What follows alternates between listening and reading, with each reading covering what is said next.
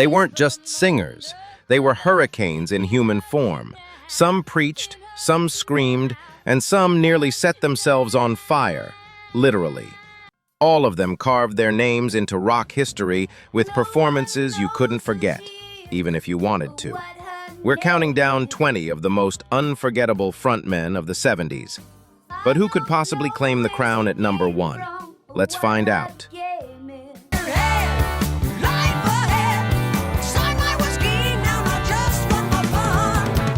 Number 20, Geddy Lee, Rush.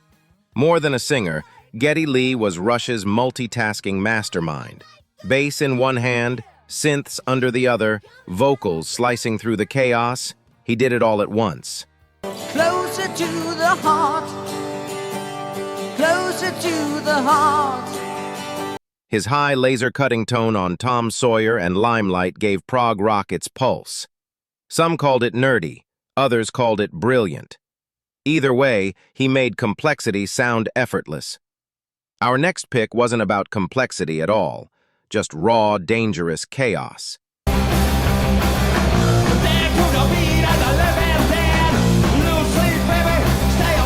Number 19, Iggy Pop, The Stooges. Glass, blood, scream, repeat. Iggy Pop didn't perform songs, he detonated them. Tracks like I Wanna Be Your Dog and Search and Destroy felt like the soundtrack to a riot.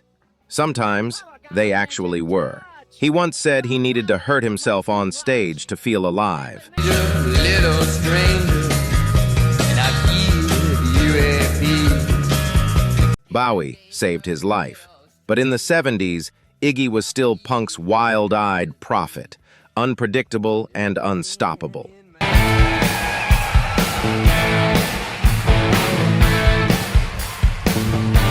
Number 18, Paul Rodgers, Bad Company, Free. Rodgers didn't need theatrics. His voice did the heavy lifting. In Free's All Right Now and Bad Company's Feel Like Making Love, he sang like he meant every word. Soulful, bluesy, and pure rock and roll.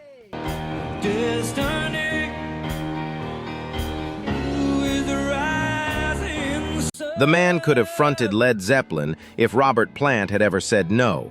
And some fans still think he should have. From cool precision, we now jump into pure spectacle.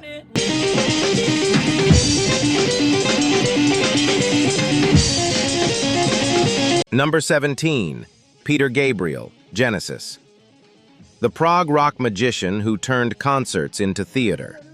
Whether dressed as a flower, a fox-headed woman, or the lead in The Lamb Lies Down on Broadway, Gabriel made sure you never forgot a Genesis show.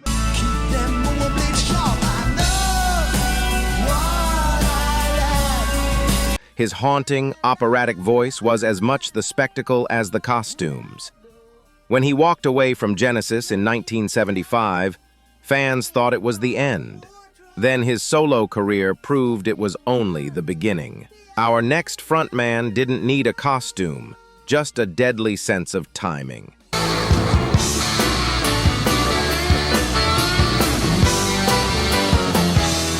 Number 16, Ronnie Van Zant, Lynyrd Skynyrd.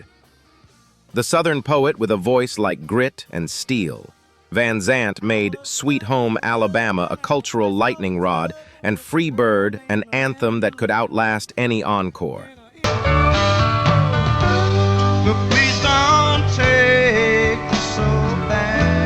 He was swagger and soul rolled into one. The eerie part? He once predicted he'd die before 30. Weeks later, at 29, he was gone in the band's plane crash.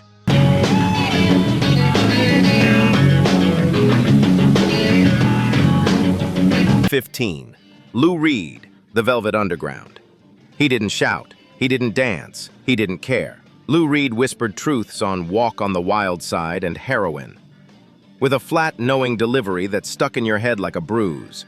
He fought everyone, producers, bandmates, Bowie.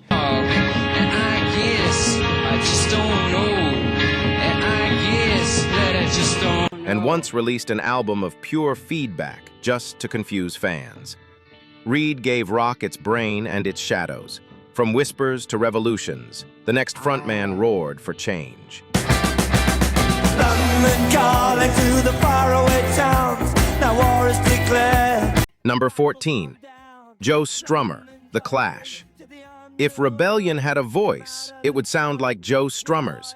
He ripped through London Calling and White Riot like they were calls to arms. His voice was sandpaper, his guitar another weapon. At one point, he vanished before a tour.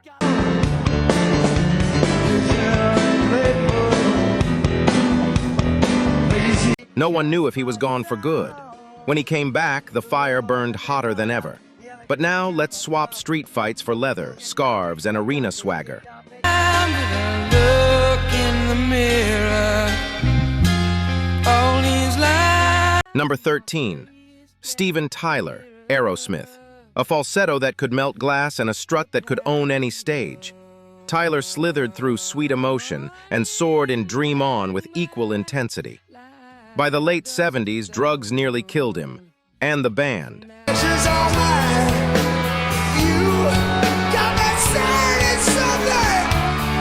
But somehow he staggered back into the spotlight. They called him the Demon of Screamin' for a reason. From strut to slink, the next frontman made glam and alien language.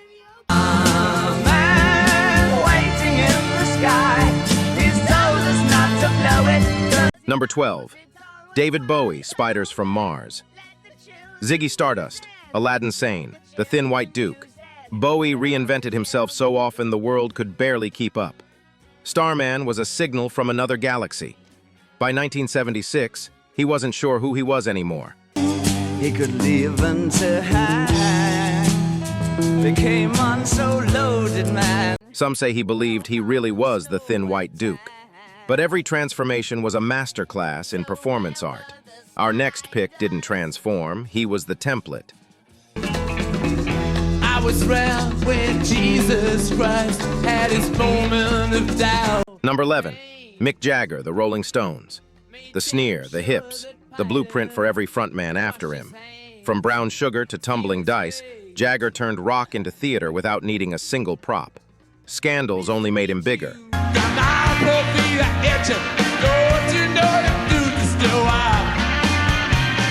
Arrests, affairs, and fights, they became part of the show. And somehow, he's still moving like, well, you know. If Jagger made rock sexy, our next pick made it sound like the end of the world.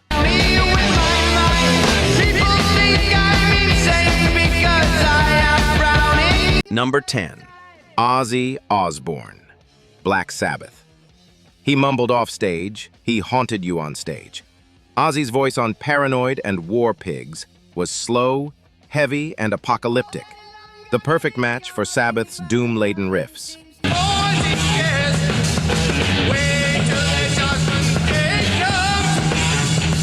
By 79, his drug use was so bad the band kicked him out. Then he bit a bat, went solo, and became a legend twice over. From darkness to high voltage, the next voice was pure electricity.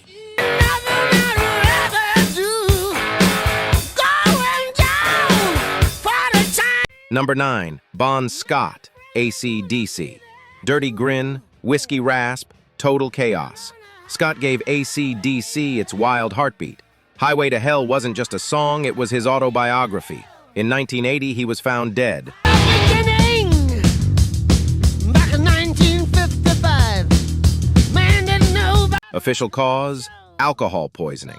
The party had finally caught him, but his voice still roars through speakers worldwide. Now for the man who could make stadiums feel like family reunions. Baby, here's I am. Hold me close, try and understand. Number 8, Bruce Springsteen, E Street Band. They called him the Boss. Songs like Born to Run and Thunder Road felt like cinematic love letters to the working class. His shows went on for hours, and every verse felt urgent. Baby, here's I am. Hold me close, try and understand. Early legal battles kept him off the charts for years, and all that frustration powered his most iconic performances. Next up, the raspy romantic who could charm and break hearts in a single set. I don't mean to tell you, That you look like a fella, but you really should. Number 7, Rod Stewart, Faces. Part crooner, part rock and roll scoundrel. With the Faces, Stewart swaggered through Stay With Me. Solo, he poured his heart into Maggie May. Critics rolled their eyes when he dove into disco. With me, stay with me, 'cause tonight you're gonna stay. But fans didn't care. Stewart just laughed all the way to the bank. Speaking of laughter, the next frontman turned rock into a dangerous joke. Baby, how you been? You say you don't know. Number 6, David Lee Roth, Van Halen. Rock's class clown, rock's daredevil. From running with the devil to Jump, Roth brought chaos, karate kicks, and charisma. Behind the scenes, he fought constantly with Eddie Van Halen. Can't you see what I mean?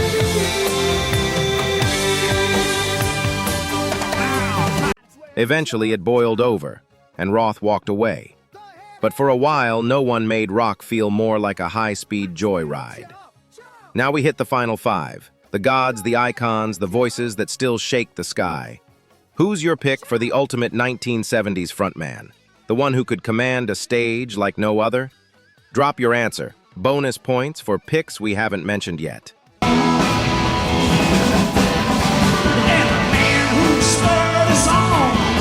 Number 5, Roger Daltrey, The Who.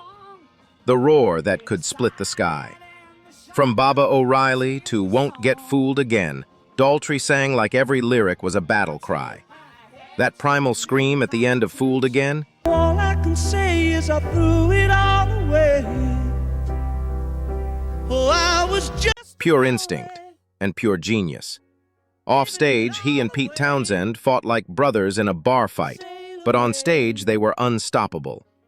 Just a city boy, born and raised right here in Houston. Number 4, Steve Perry, Journey, The Voice. Perry's soaring delivery on Don't Stop Believin' and Open Arms turned power ballads into stadium-shaking moments. restless hearts sleep alone tonight. Then, at Journey's peak, he walked away without warning. Years later, he admitted he'd lost the spark. That voice, though, never left. Somebody saw you at the station. Number 3, Alice Cooper Band, the godfather of shock rock. Before Manson or Slipknot, there was Cooper, beheading himself with guillotines, wrangling boa constrictors, and terrifying parents everywhere.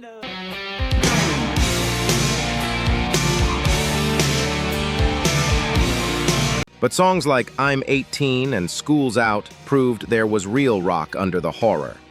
I'm gonna give you my love. I'm gonna give you my love. Number 2, Robert Plant, Led Zeppelin. Golden hair, bare chest, voice from the gods. Plant made Whole Lotta Love sound like pure temptation and turned Stairway to Heaven into something spiritual.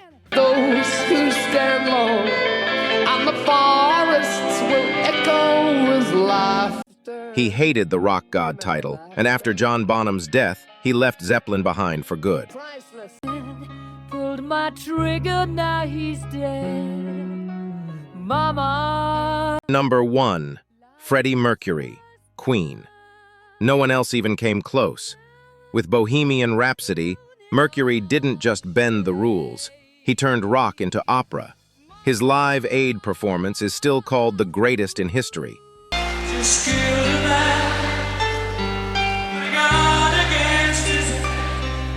His power, range, and control were unmatched. He didn't just lead Queen, he led all of us. 20 frontmen, 20 legends, some burned out, some still burn today, and one wore a crown no one else could touch. So who's your number 1? Who did we leave out? Let us know in the comments, and hit like, subscribe, and the bell for more stories from the loudest decade in rock history.